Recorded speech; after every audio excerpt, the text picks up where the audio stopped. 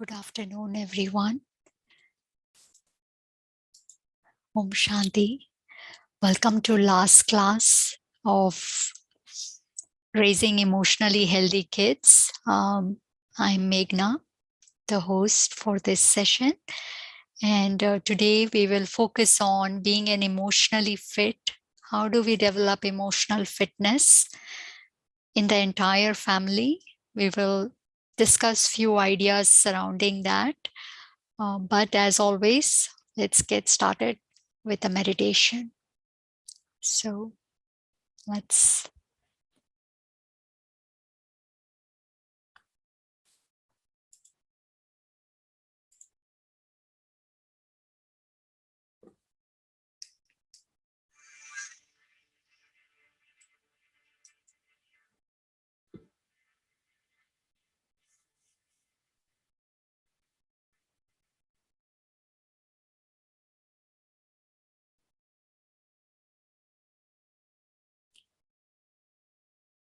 It's been a long week and maybe a long weekend too. So let's take few breaths in silence.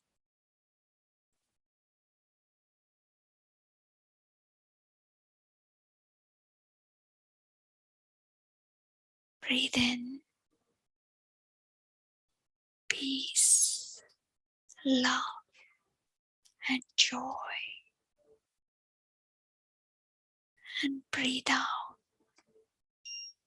the stress, the expectations, the burdens.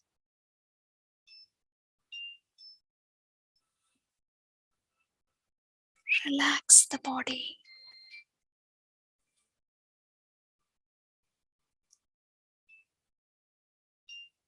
We are not controlling anything at this moment.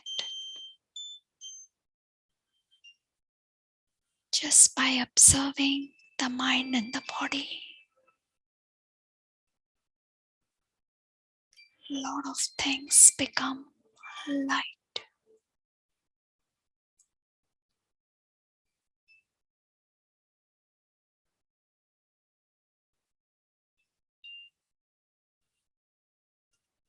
Gently and yet persistently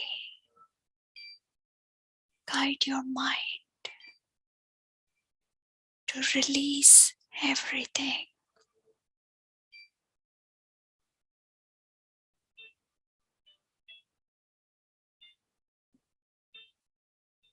And dive within.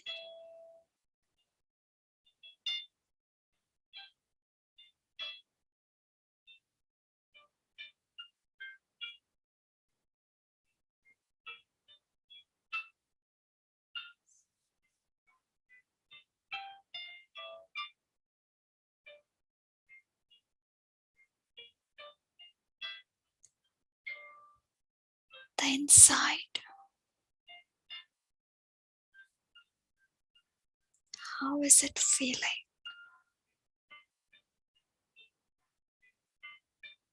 The mind is always talking. It's like our child. But if we as a parent have not taught it how to speak, then all it will tell us is that everything is falling apart. Or it will tell you've already done a lot. Take it easy. Relax.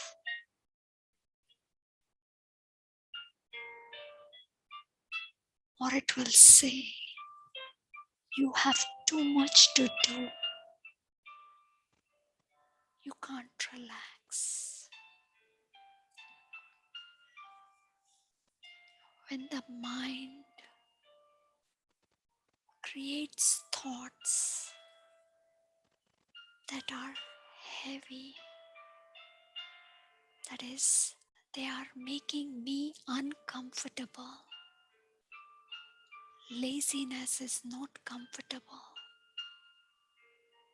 It weakens the soul. So does stress, disappointment, disheartenment, anger.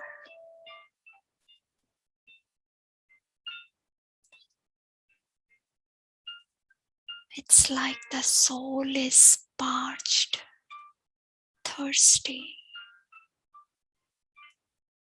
It's like the barren land that is looking at the sky and the dark clouds, hoping one drop of water, one drop of peace, love falls on me.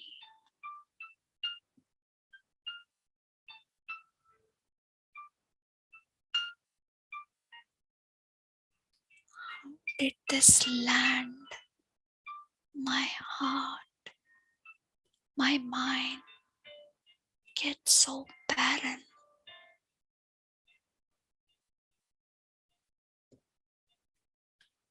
Why am I devoid of peace, love? Why does it feel like I'm standing in the middle of a desert where I rarely get a true experience of rain, the rain of peace?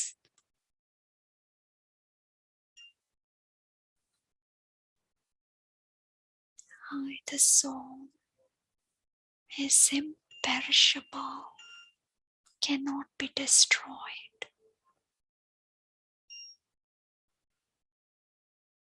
I cannot get satisfied with this few drops of peace, transient experience of joy, superficial feeling of love.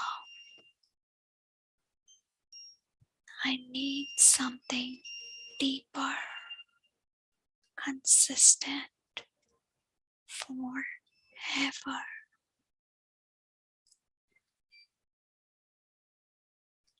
How do I convert this barren land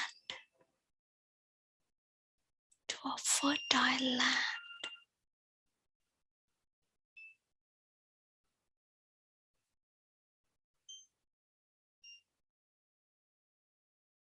When the land is barren, no matter how much we toil and sow beautiful seeds in the form of actions and words, the tree will not bear any fruits. It dies quickly.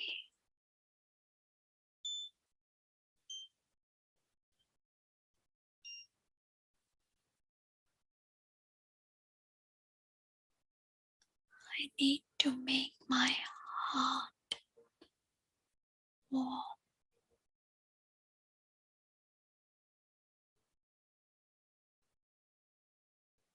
I need to realize that I am the source of love. I am an embodiment of love.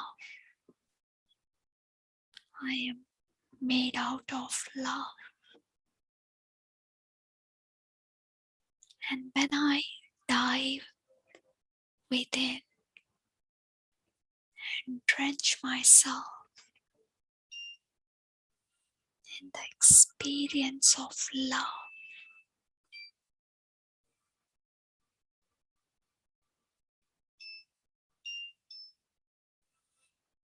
the soil will start receiving the nutrition and water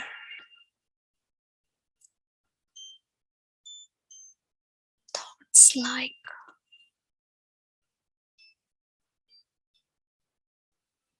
love cannot be bought.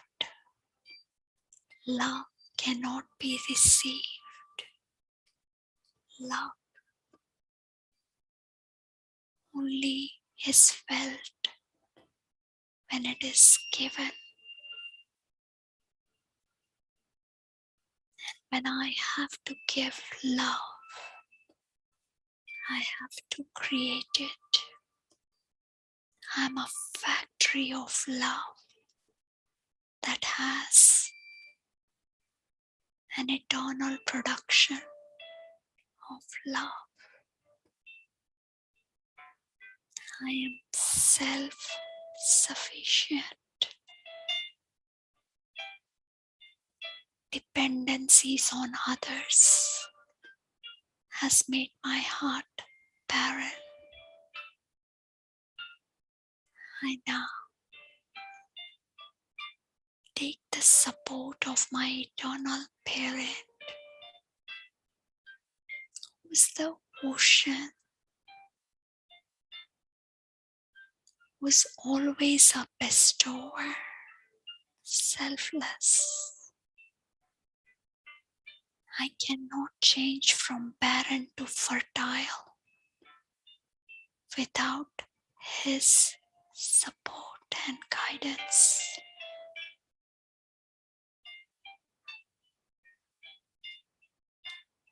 These thoughts are like pouring water to the soil. Now, any seed, that is, any word or action that I perform, will bear fruits of high quality, accuracy.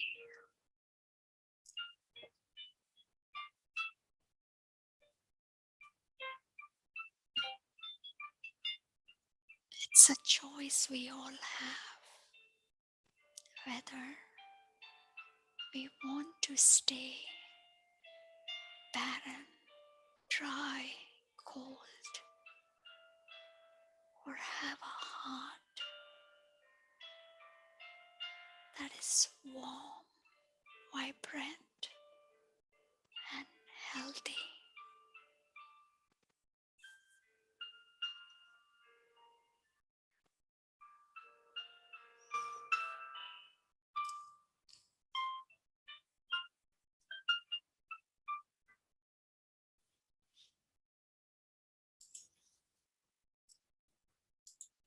Welcome everyone to the last class on being an emotionally fit family. So, this entire series, I think the key point I think that we've been trying to relay again and again is the kids learn a lot from the parents, and a lot of small things we are doing are like small lessons for them. It's not to feel a burden or pressure, that yes, sometimes we do get worked up, sometimes things fall apart, but the most important point is to take out the time as a parent so that we can avoid those silly mistakes that cause us repentance and regrets, right? So being emotionally fit is very, very crucial. For me, someone who was always physically fit, I was very conscious about being physically fit. And I have done that for many years and I continue to. It's not like I don't invest in it. But after all of that experience, to me, being emotionally fit is a lot more important, because physical fitness, I knew that, for me, in many times, there were certain periods where either I was feeling too much stress at work or some or the other thing that was bothering me in the family, or somebody's behavior that was annoying me. Those kind of situations, I would do emotional eating, and my discipline of good eating habits, exercising, all of that would go on the side. And then again, I would awaken. But since I have started being emotionally fit, physical fitness comes naturally for me. It's very rare. There will be a good reason for why I will not do my regular physical fitness as well. So can't relay the high importance on this. So more reasons of why as a parent, it is very critical for us to be emotionally fit. Here, we as a parent, we do want to raise kids that are very secured, very, very independent, very confident. And if we ourselves are very insecure, that is emotionally, we are very dependent. Now, a person who gets very angry, who is very egoistic, who's very control freak is not independent. Their dependencies is in controlling people, and they're always fearful that what if I'm not able to manipulate people anymore? What if they leave me? So such a person is not at all independent. So if we are someone who gets disturbed emotionally on small things, like why is the room not organized? Why is this plate here? Why are you eating junk? Why did you watch extra TV? If small things, even if they are happening repeatedly, if they are upsetting me, irritating me, if I am so unstable, then how will I raise someone? It's very important when we feel secure, stable, when small things don't disturb us, even big things don't disturb us, when we are able to always maintain our honor and dignity, never lose our cool, that's when the kids end up learning to love themselves. They are brought up in a very secured environment where the parents are so secure. Really, emotional security is the biggest thing I feel for any kids. And these early years when the kids live in the house till they are 18, after that, once they go to the college, they are gone pretty much. They are completely gone. So it's those years we have. How do we give them that protection of love, our emotional stability, so that they are so secure and confident? They don't compromise on their values and principles. They know if even any tough situation comes, they don't start being fearful or stressed. So, and it's so important to also realize that really kids need are loved the most when they don't deserve it. A lot of times kids are very demanding, especially the young ones, which are less than 10 years old, and maybe more of those who are the elder siblings. They tend to gain our attention by doing things that they know will annoy you. Sometimes it becomes a way of getting attention because otherwise you don't look at them at all. You're so busy with either your younger sibling or your housework or your phone or your office work. When they are very neglected, they will do all kinds of things. So we are dealing with all of these variety of things. If I as a parent is not fit, if I start getting upset when the child is throwing a tantrum or is being extremely naughty, I respond with that same energy. And not only that, the other important point to understand is our kids need us emotionally a lot. Really, if you think about it, in for me when growing up, my parents didn't need to be super involved in every little thing. It was a lot better environment then. There was competition, but was not at the level it is here. There was, at least I didn't go through any kind of like competition related to your clothes or your too much of your degrees or your numbers. There was little bit, but not as much as it is now. They need us, the kids today need us to be emotionally available, meaning when they are going through a chaos, emotional chaos. And for me, I have a daughter who's going to a high school, and a lot of pressure in that high school, extreme pressure. And constantly she will get either demoralized, demotivated, either the teachers are tough, the exams are hard, or something else is bothering her. Maybe sometimes it's her own insecurity that nobody likes her or everybody likes her. She goes through phases. And if I am emotionally, if I look at her emotions and I get upset, or I get, oh my gosh, why do you always get so stressed? You're always complaining. Indeed, there are some times for an entire week or month, every day she will have a sad story to tell. And if I get affected by all of that, can I really be available for her? Indeed, I have to guide her to the better emotions, to not think negatively, which I do. But if I think back, that had I not gotten associated with Brahma Kumaris and learned, worked on myself, I don't think I would have been emotionally been available. Either I would have cried when she was crying, or I would have yelled because she complains too much, or I would have, whatever, I would have not been able to guide her in the right directions. Sometimes just remain silent. Many times I choose to remain silent. I don't need to every time respond and say anything. Why are the teachers like this? No, I just remain quiet. Many times they just want to hear out. So the kids are going through a lot of things. How am I responding? Am I yelling? They are indeed, like these are the variety of emotions I've seen in my kids.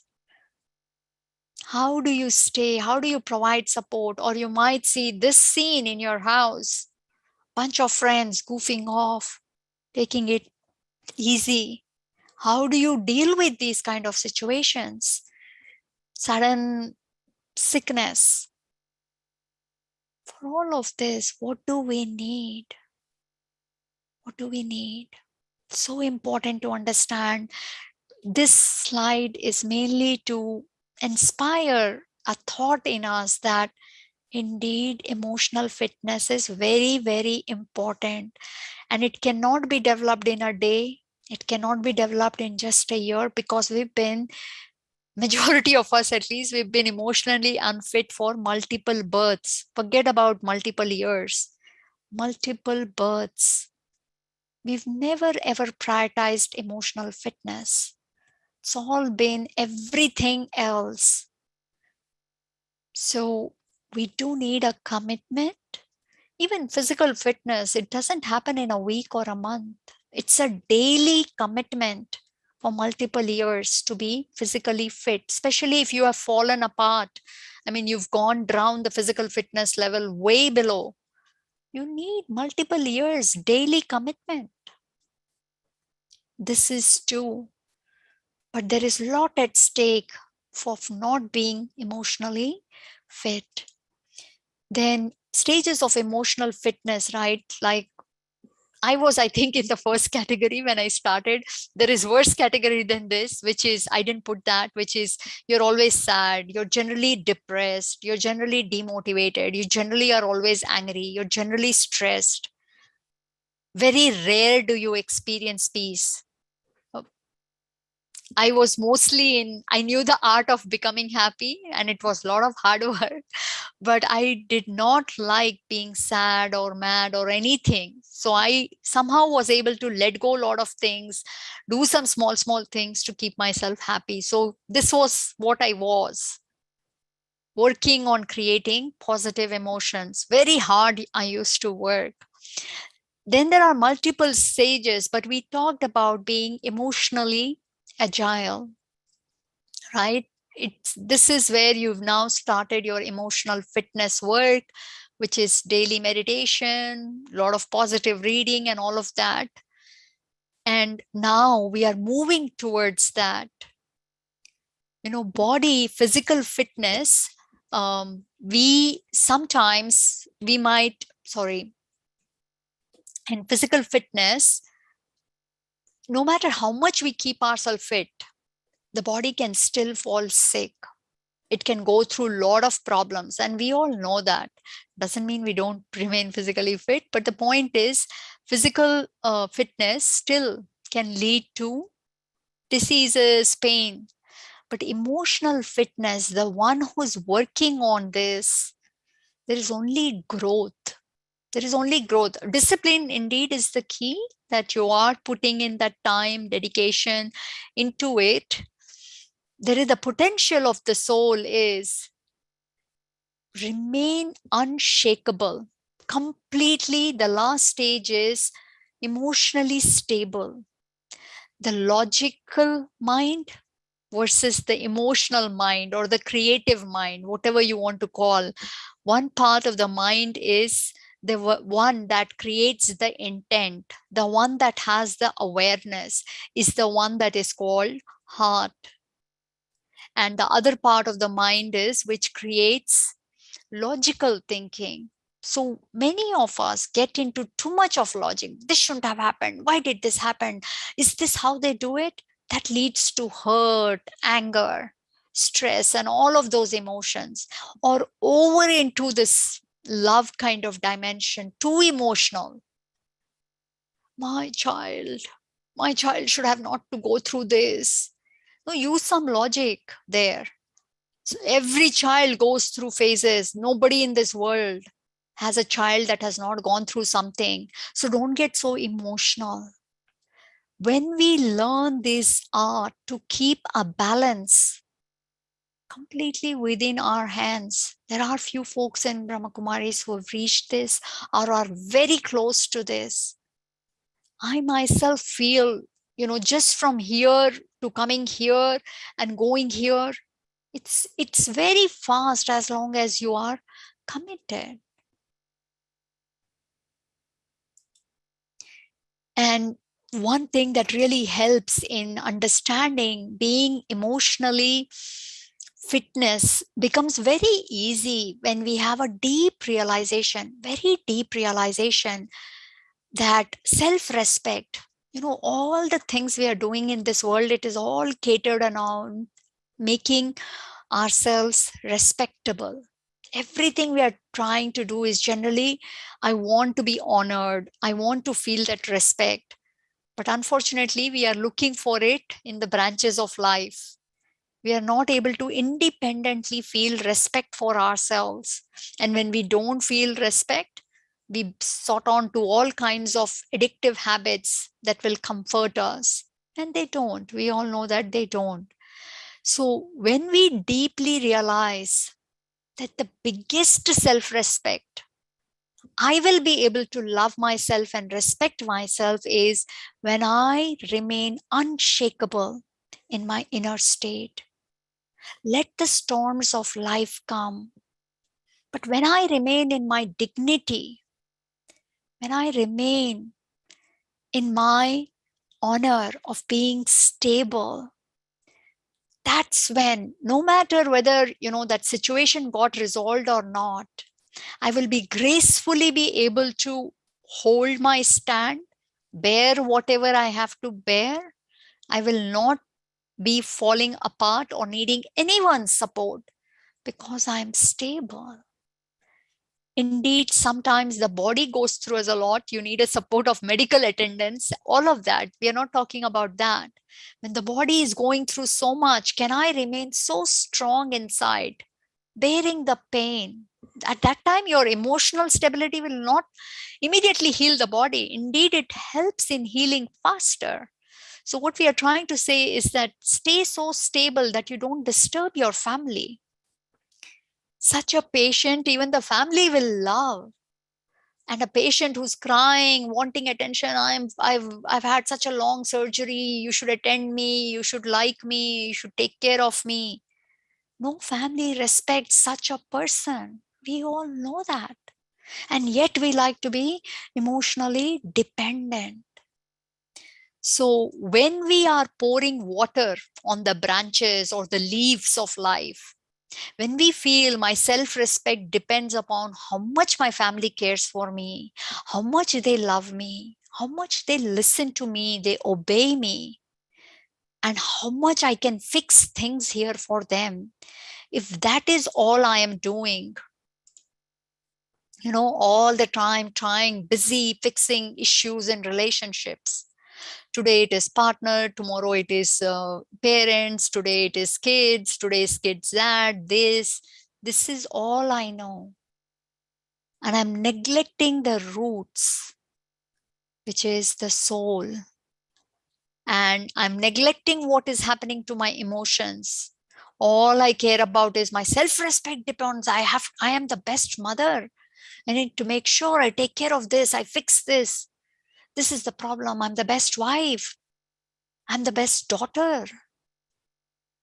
All I care about is the branches. My self-esteem is dependent here.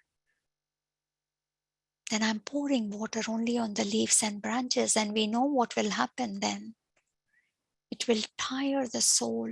It will dry up the roots. It will make it very unhealthy. And when the roots are unhealthy, we all know every branch of life will start falling sick. So here at Brahma Kumaris, we are taught, please take care of the roots, the soul, who's the one that is creating all the thoughts. So when this is everyday reminder, my self-respect is, first thing is to remain stable and calm.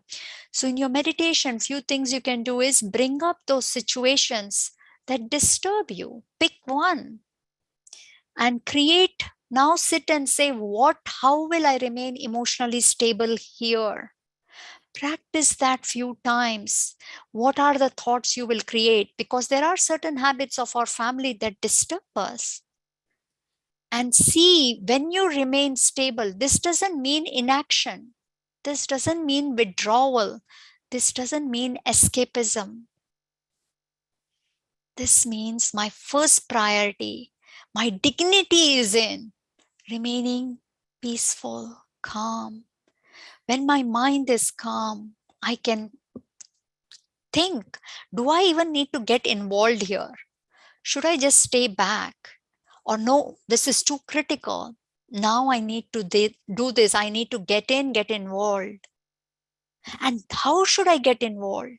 That complete clarity, that 1 second of silence, that situation did not disturb me. I was able to maintain my calm. There will be so much clarity and power in whatever you do after that. So this is something to practice. When we change our mindset, this is really a lot of inner work, very deep and subtle. Our self-esteem is dependent on these branches, on controlling the relationships, on fixing the relationships, of them wanting to care for us, to changing it to no, this is making me dependent. How can I respect myself when I'm a dependent? Ignite that fire in you. No, I'm not a dependent. I want to be so strong that I can provide strength to others if they need it. Not that I want them to be dependent on me, but I need to remain strong because storms of life keep coming. And to understand how the soul creates the emotions, right? This is where we understand how we should be emotionally fit, because we need to understand how did the emotions become unfit, right? So all the thoughts that the soul is creating, you can think about it as a thought. Immediately you have a feeling following it. So you look at something pretty and you say, oh my gosh, that is so beautiful. I've never seen anything like that. And immediately you're feeling some gratitude or some love. Those emotions are feelings come in, and then those same feelings practiced again, you can think about it as a more deeper is the emotion.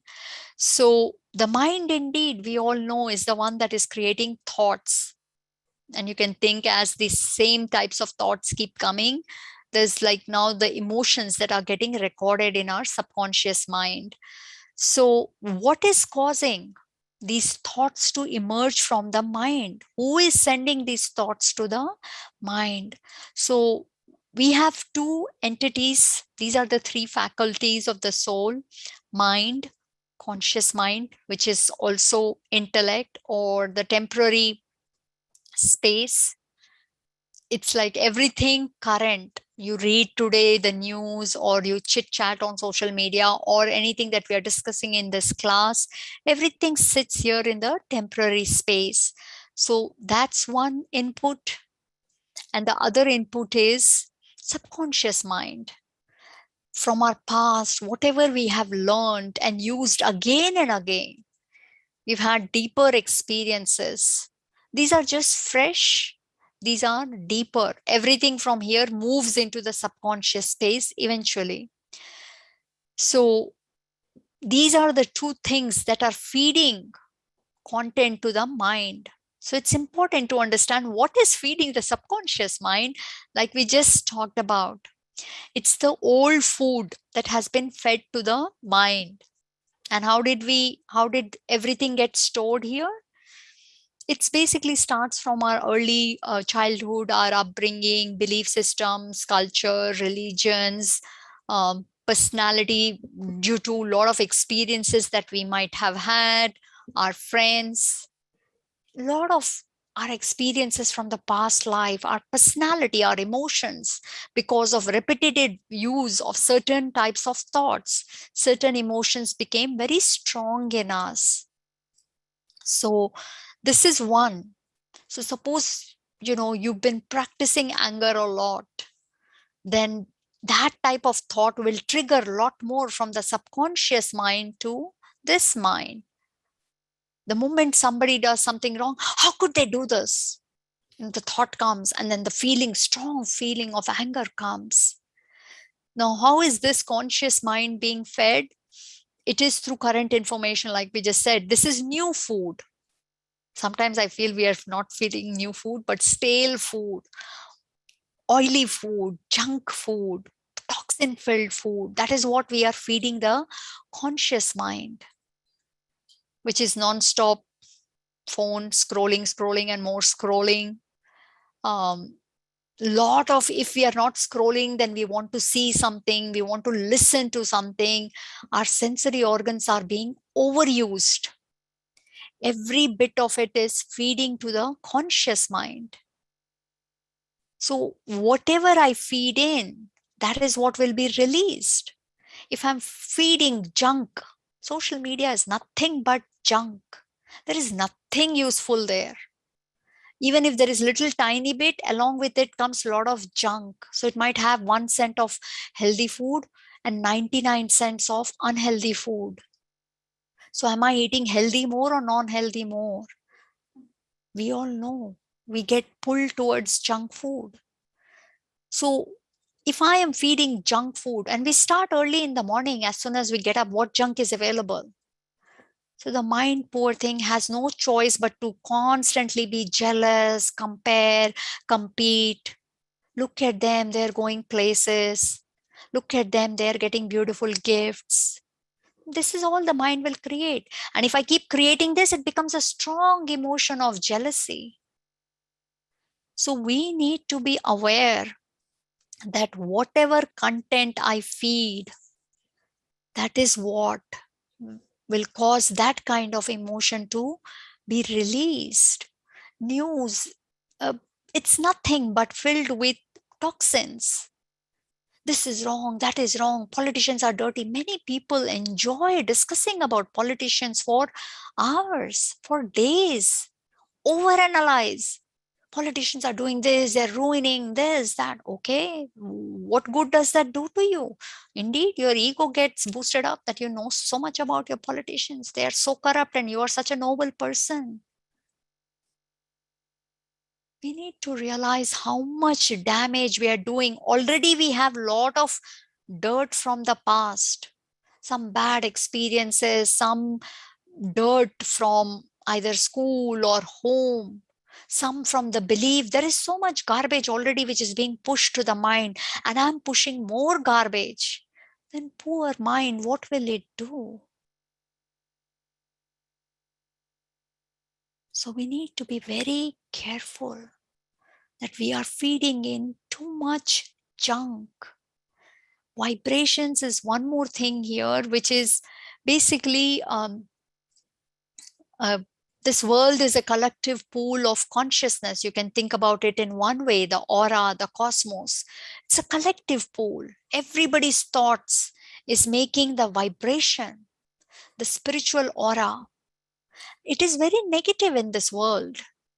We all know it. After pandemic, it has taken a real dip, exponential dip. So when the environment, the vibrations of all human souls is so filled with negativity, how much care should we take spiritually? Because you might be, doing a little bit of effort, or maybe before pandemic, you were generally a happy person. But now the world situation is such that its vibrations are at a very low frequency, very negative. So the only way to keep and stay protected is to take care. Just like we do if it is extreme cold, we take out our warm clothes. If the weather is becoming hot, we changed into eating food that will give us coolness, that will have a lot of water in it. We take care, we wear the mask to avoid the virus. So we need to put the protection of emotional stability to avoid these vibrations of the world. Even in our home, there could be someone who are emotionally sick. But it doesn't mean if I am emotionally secured, if I'm every day applying the protection layers around me, then their vibrations will not touch me, but my vibrations will start changing them. That much is the power of being emotionally healthy. So, coming to pretty much the last slide of this series, here, we all know fitness means nourishing food plus exercise. And we just saw how the content we are feeding is causing this conscious mind. If I can go back here, whatever we have fed already, this is not in our control really. This is really not so much in our control. But this is fully in my control what I am feeding here. We can easily remove all of these things. I am not on any social media. News, I go once a week, just a glance. I will not spend more than 5 minutes there. I don't watch TV. I avoid chit chatting with anyone for too long, only necessary talks. Every day I'm protecting myself spiritually, emotionally. I don't have work emails on my phone. We can do all these things. If we really understand the importance of emotional health, we will never want to feed ourselves junk and toxins to spoil our. If you say I'm practicing spirituality, but I'm also putting this, really you will get frustrated in the end because you're working hard to be spiritually fit, but at the same time you're saying, it's like the pot is being, we are filling it with water, but there is a hole. You're working hard to fill the pot, you're working hard, you finally filled it and you thought you have it, and there you saw it became already half empty. So if we are wanting to be fit, it is very important that this needs to be completely cut down. Completely. So sit and think, if you're affected by any of this, how can you let it go? This is really causing and disturbing your emotions. We don't realize it that much, but it's a slow poison that is really changing our emotions. So now here, as we went through all of that, what we are really doing is we are feeding the conscious mind with all of this garbage. In addition to, non-stop, some people enjoy listening to gossip. They might not be so much of a gossiper, but they love to listen to people's gossip. Now, every gossip I hear, there will be a bunch of thoughts. Oh my gosh, they're like this. So cheap. Can't believe anybody can be so cheap. What a miser. What am I doing here? What kind of emotions am I feeling when I listen to people's garbage? How does it matter whoever is doing whatever? But a lot of us love that. It's a subtle ego boost. Look at people, how they are, and I am so nice. So we love to listen about people because that kind of is a subtle ego. I am at least better than all of these other people.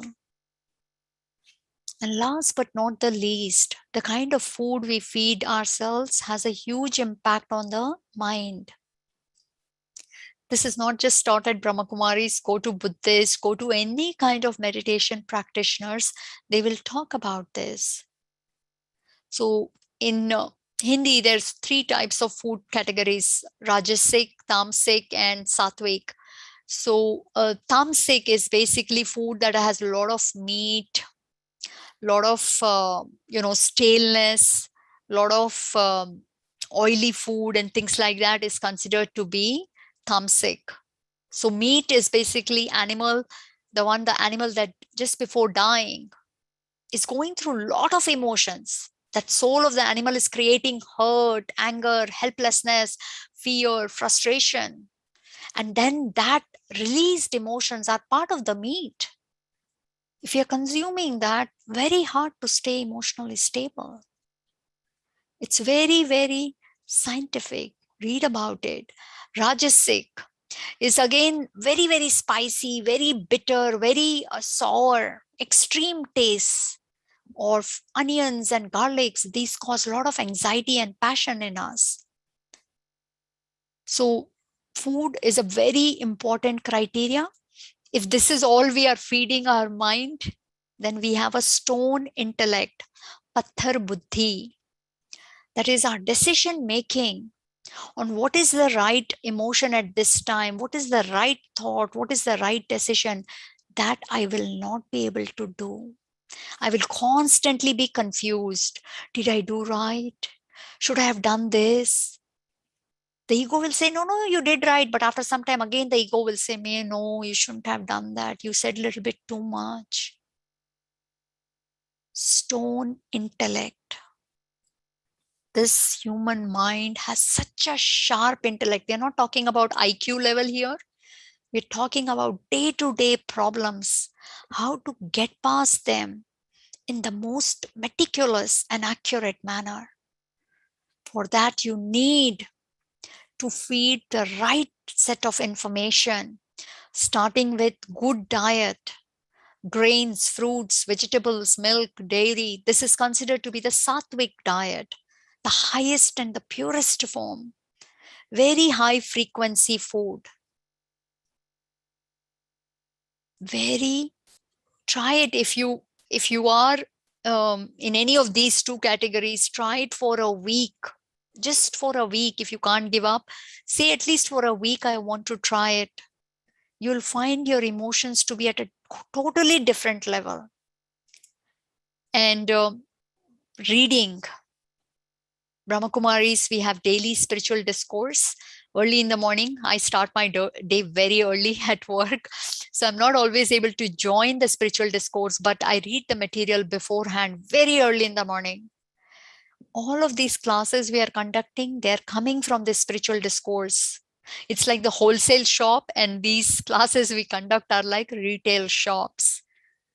So I am giving my mind, my conscious mind is only absorbing nourishing food, positive food, how to remain calm, how to become very powerful, how to become independent. Every time after that spiritual discourse, I feel like I can change anything in me. I can change the world, I can influence people, I can change matter, I can change the environment. It is so empowering, the knowledge that is shared at Brahma Kumari's spiritual discourse. Then I take daily breaks, multiple, almost every hour. I have like 8 bars I have a whiteboard in my room, and I put 8 bars there, lines you can call, and I have to at least 8 times take breaks and practice.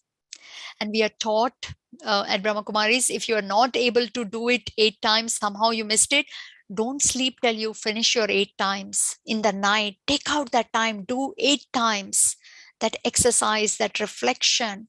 Pick a thought, go deeper in it. Reflect whatever I did throughout the day. What could I do better? Last but not the least, meditation. That is the exercise for the soul. The mind has become too heavy. It's creating such waste thoughts. They looked at me like this. I don't know what happened. I don't know whether they thought something about what I said day before yesterday. Garbage it thinks about. Now, we were talking about subconscious mind hard to change. Indeed, it is hard to change. But Raj Yoga meditation is a super powerful technique.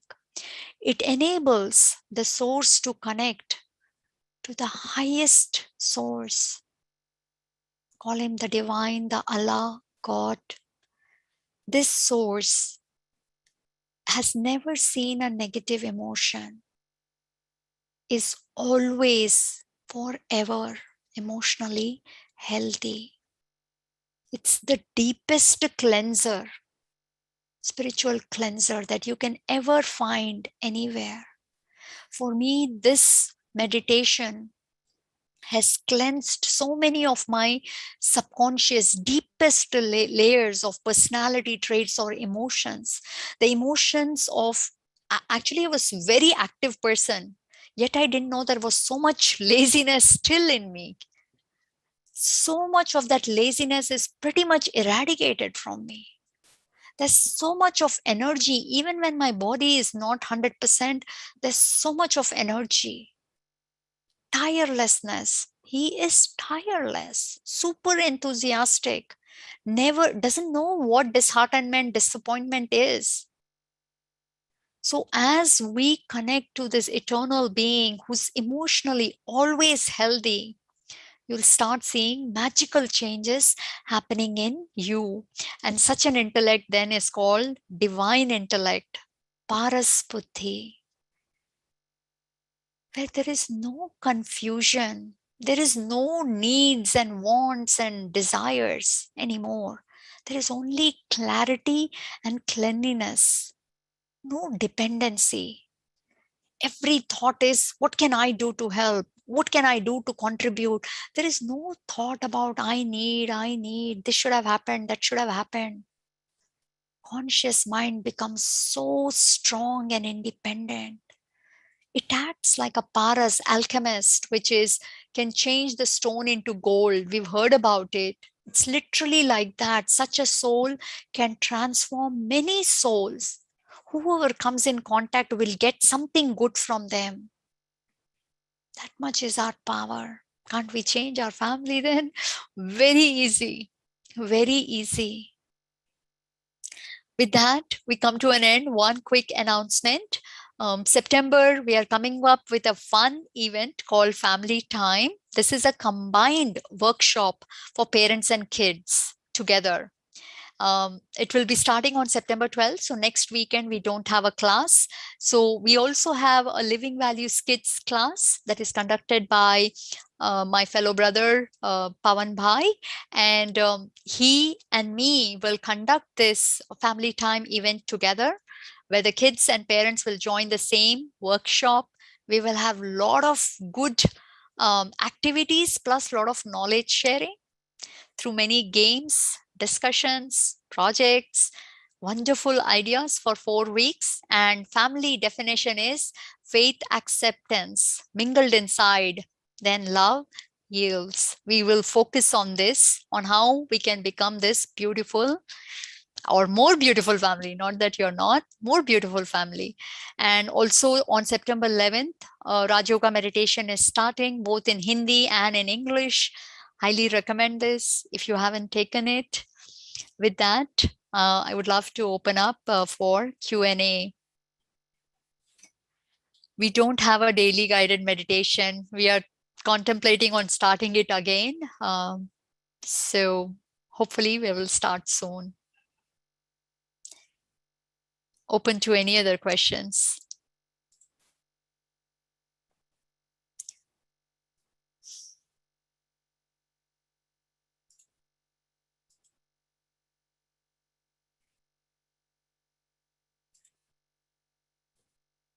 For family session, 8-year-old plus kids is better. So we are encouraging 8 plus. And if, for example, your kids are too big, but you still want to join and they're not able to join for variety, parents alone are also most welcome to join. I think it'll still benefit you a lot because you'll hear what other kids are saying. And if only kids are able to join and parents are not able to join, that is fine too. We are encouraging to participate as a family, but however you can come, that was good. How do you control your mind when you feel overwhelmed? At that particular point, just sit with it and acknowledge that indeed this mind of mine, separate it. Don't think what your mind is telling is the truth. So the mind might be telling, overwhelmed. Suppose I'm thinking overwhelmed this, it's been telling you that you've not been good, Meghna. Whatever you've done has not been good enough. Suppose the mind is telling this story constantly, right? At that particular point, this mind is telling me garbage. Some part of it is true, maybe some lot of it is false. I refuse to believe what it is saying because my original personality is peace. Indeed, this mind has created a whole kind of restlessness. I acknowledge because I, the parent, did not take care of this child. It has become very stubborn. It's causing me to feel overwhelmed. I acknowledge. If you can educate yourself every time this mind makes me feel overwhelmed, how can I disconnect from it? Recording of these sessions, all of them are on our YouTube channel. So you can certainly go to the playlist and watch them there on the YouTube channel.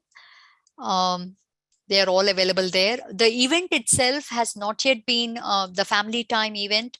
We will be posting it soon for registration. Right now, it might not be on our website yet, but will be available soon.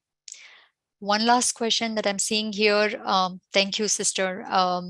So it's also there on the chat if you want to take the recording of the sessions. And how do you stay calm when kids are screaming and hitting? If this is happening day in and day out in your house, you do really need to sit with yourself early in the morning. Raj Yoga is really a lot of how will I be internally? Externally, these kind of situations will come in my life. We are all aware what kind of problems keep coming again and again, right? So sitting with yourself every day, this is the exercise and the food. Hey, if your kids do X, Y, and Z, this is how I'm going to tackle it. So screaming and hitting, sure. Why don't you, Payal? You can unmute yourself and share if it's related to what we are talking. Please go ahead and share your experience.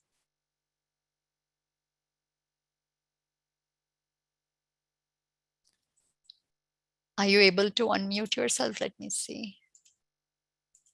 Let me unmute. Sorry. Yeah, you should be able to unmute yourself now.